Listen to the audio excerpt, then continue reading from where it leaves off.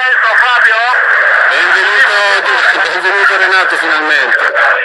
Allora, qua c'è un suono incredibile, con lo stadio davvero pienissimo, l'esordio della Lecce United, un'atmosfera davvero eccezionale come sempre, spero che arrivi la mia voce Fabio.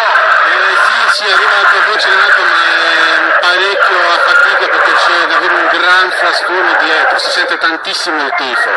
Mi serve il pubblico naturalmente, lasciamo questo tipo di audio, come dicevo prima, insomma, seconda giornata della Championship con la formazione dell'Leeds United che quest'oggi affronta il Birmingham City in una partita che vedrà e vorrà rischiattare chiaramente la squadra del presidente Massimo Cellino, perché vuole assolutamente tentare la scalata verso la Premier League, una partita importante con il presidente Massimo che è presente quest'oggi qui a Leeds all'esordio dalla parte opposta rispetto alla mia postazione qui sulla figura stampa dell'Ella Rosa in una giornata di sole, temperature intorno ai 18-19 gradi.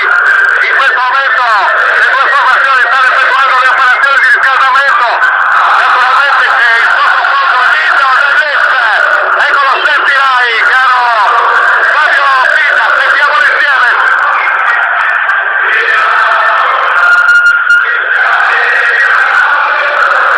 Anche la telecamera naturalmente della nostra emittente che sta riprendendo il tutto in questa giornata di festa con il calcio internazionale. Anche noi davvero esultiamo insieme all'Leeds United dell'inizio di questa nostra nuova stagione 2016-2017 che si apre alla grande qui in Inghilterra, gran tifo sugli spalti con i 30.000 nell'Ella Road, uno scenario davvero straordinario.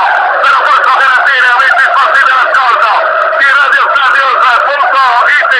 Ancora le due formazioni ovviamente stanno effettuando il riscaldamento. Fabio, già mi conferma alzando moltissimo la voce del collegamento che arriva la mia voce. Sì. Benissimo, proseguiamo naturalmente con le due formazioni.